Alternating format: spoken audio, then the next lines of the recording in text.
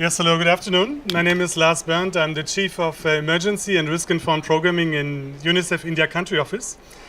Thank you for your interest in this upcoming presentation, which will be on child-centered risk-informed programming, an introduction to our approach in Unicef. Let me put up front the key messages for this presentation. Basically, first one, we have to recognize that children are particularly vulnerable to disasters. Why is that so? First of all, because they're still developing. They're still developing both their physical and their cognitive abilities to deal with disasters.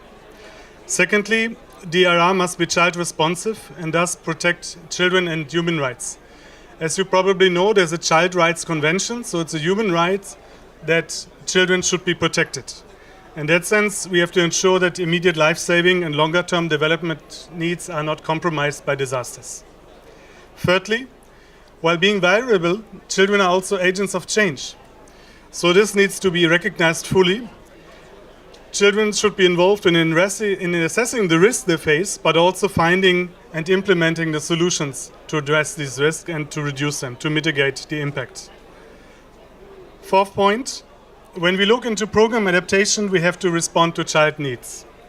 We have to ensure that critical lifeline services for children and women are resilient and functional at all times, meaning before, during, and after disasters. And this is very much in line with the target D of the Sendai framework for critical infrastructure and social services, or services in general.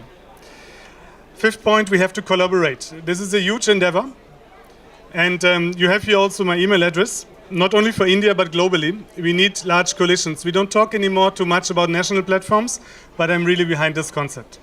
With this, let me move to my presentation itself. Sorry, I'm moving there, but not here. Right. So what are we talking about when we talk about risk-informed programming in UNICEF is very basic. First of all, like it is written in Sendai, like it was written in Yogo, we have to understand the risks. So first of all, we have to do a proper risk analysis, consensus building, and program review. But this has to involve indeed children, and children should do part of the assessment. As I said, a particular focus has to be on critical social service delivery systems. And then afterwards, that's a critical point. We cannot leave it there, but we have to use it for program adaptation. So there must be a continuum between those doing the risk assessment and really implementing then the findings of that.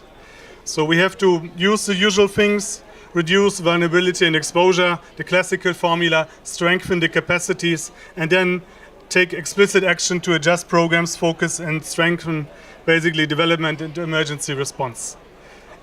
And that way only we can achieve sustainable and efficient action to reach the sustainable development goals. Now a few data, just to give the big picture, but with a certain bias on India because I'm based there. India, of course, is among the top 5 countries being impacted by disaster. There are some 1.3 billion people living in India. It was last year the country with the largest number of affected persons. Also, there's a lot of displacement and migration for various reasons.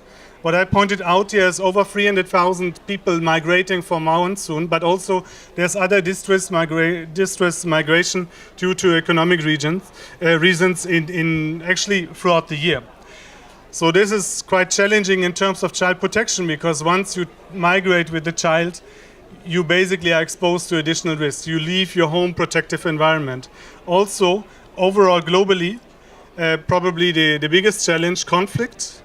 But also in India, conflict and civil strife situations, talking, for example, about cross-border shelling in the border between India and Pakistan, whereby 40,000 schools remain closed throughout the school year.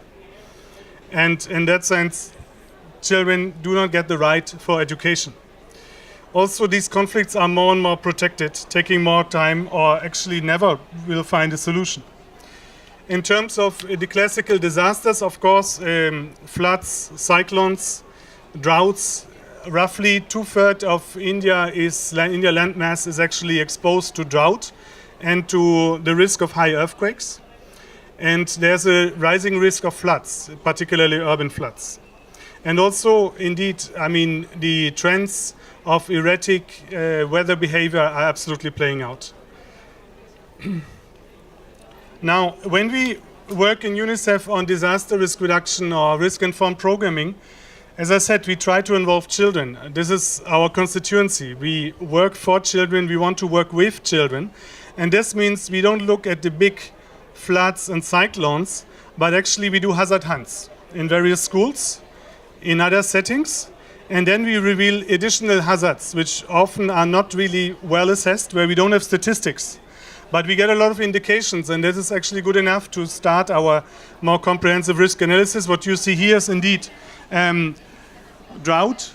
Basically, normally girls and women walking sometimes 6 to 8 hours per day to fetch water from boreholes under scorching heat of up to 45 degrees. Now is the time actually. April, May is the heat wave in India. Then, of course, these girls will not be in school. You will also see heat wave, where basically sometimes school will be adapted to take place during the, let's say, a little bit less hot, is that English, times of the day, but also schools are closed because of heat waves.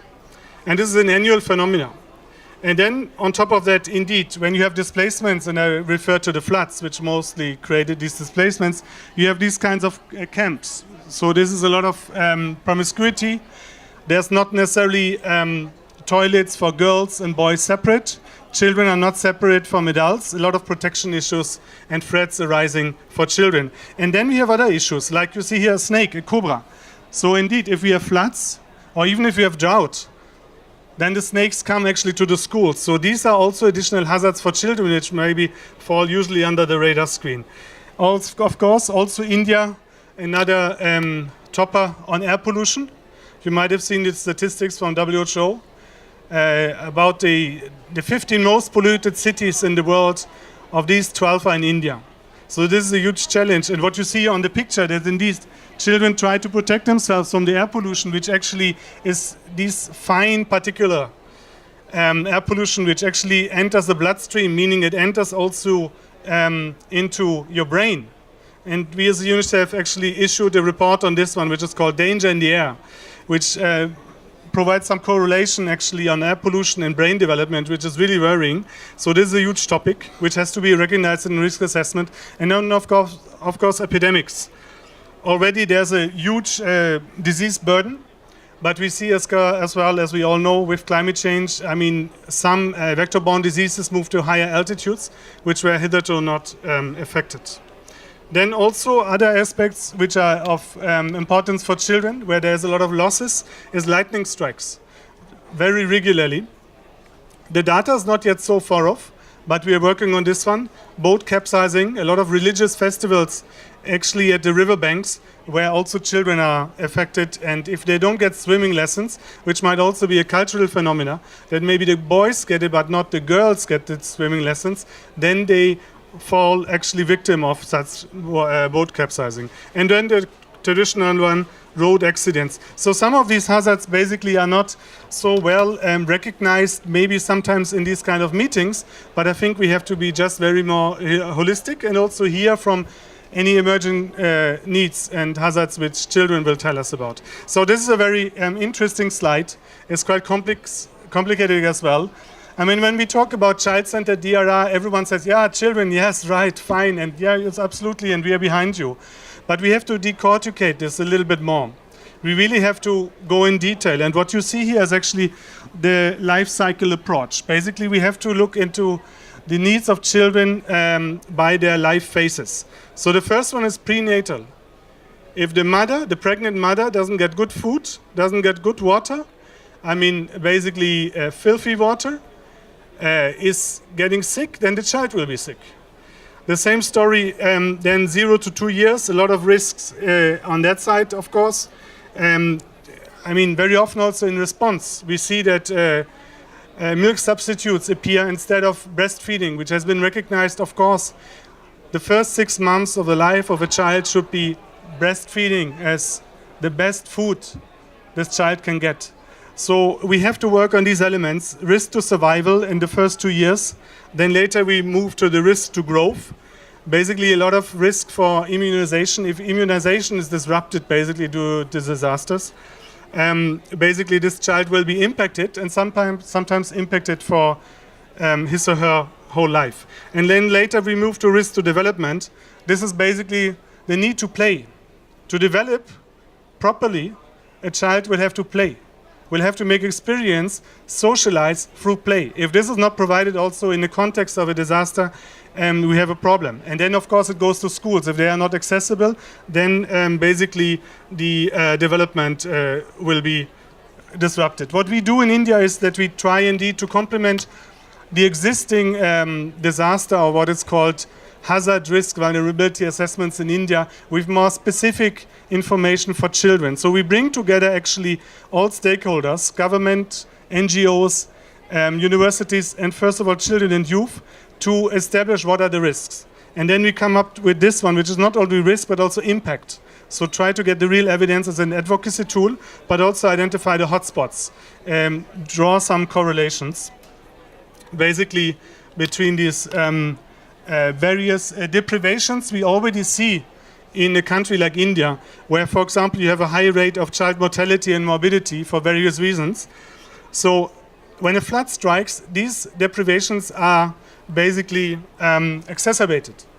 And we try then through this process, I mean, we consider one hazard, then we look at an existing child deprivation and review its underlying causes, and then we see how do we address actually this current deprivation, and how is it impacted by disasters, and what could we do better actually to mitigate or basically minimize the impact of this hazard, in this case flood, impact on health, to basically be better prepared, actually for preparedness, mitigation, but also response, building back better. So this is a process, it's a very collaborative process where we will learn every time. We go from one state to the other and we learn every time. That's very critical. We have also key resources for this one. The most important probably is guidance for risk-informed programming, because this has actually these sectoral modules. And I don't know, I mean, how many of you can identify with one or the other sector here? Maybe you come from these sectors. But this is really an open invitation to look at our website and to try to look at these short modules to basically mainstream, do child-centered or child-responsive DRR in your sector. In the end, what do? You saw it on the first slide. We want to build capacities. We want to build the strengths. So this is one. I mean, the classical one, this is coconut, but it serves to basically as a life jacket. The usual thing, basically build the capacities, the confidence of children to survive in disaster situations, to know what to do. Also technical solutions. Hazard resilient, actually flood resilient toilet design. We develop these ones and then we try to promote them. And of course, a lot of talk these days about resilient infrastructure. Again, target D. So please, let's not only focus on the productive infrastructure, but the social infrastructure. There are many solutions. We just have to democratize the need to that one. And indeed, we have seen that this is absolutely needed. In India, we have a huge problem of open defecation. When I came 3 years ago, half of the country was actually not going to a toilet, but actually defecating in the open. So for our WASH program in Unicef, this was the main focus, beyond basically water safety. Against contamination of sources. Now, what we saw in 2017, for example, and now in the Kerala floods again in 2018, is a huge impact on toilets. So they were constructed where they were actually lost right away again because of the floods we faced there. So you see here an impressive number of 326,000 toilets which were damaged due to the floods in one state alone of Bihar. So this, of course, sets back the government flagship programs of ending open defecation. And of course, there's more to say. This is from Kerala, same story here. This is on shallow wells, which were basically contaminated during the floods. And basically, this is a sign of, non-resilient development. So we have to provide good models and then insert this one. And why is this so important? Because, I don't know, probably there are some experts here for WASH. I'm not a WASH expert, but what my colleagues told me is indeed that basically We have huge numbers of deaths due to diarrheal infections. In India alone, under 5 diarrhea deaths is over 100,000 children. This is huge. So basically, we have to ensure if we can provide these sanitation requirements and make them resilient, that it's not a lost investment once more, then we can save a lot of lives. But we can save also a lot of money, because in the end, if these kids fall sick, their parents have to take them to a doctor and use their scarce resources. So one analysis here says that indeed, by some investments, you can save some $740 per year. 1 minute, I'm almost done. In basically development. This money will be available for development. So I want to conclude once more with the key messages. And I would like to also invite you, there's a couple of interventions today on school safety, on other child-centered activities to widen your understanding on these topics. And please feel free to reach out to me, as I said, not only for India, but globally. We are a small team, but we really try to address this one. We cannot, basically, actually we are all equal, right?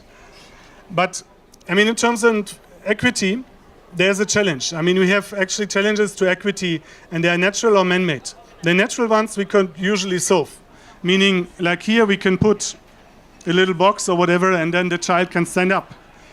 But the man-made inequities is a tougher call, but we can address them. So let's work together.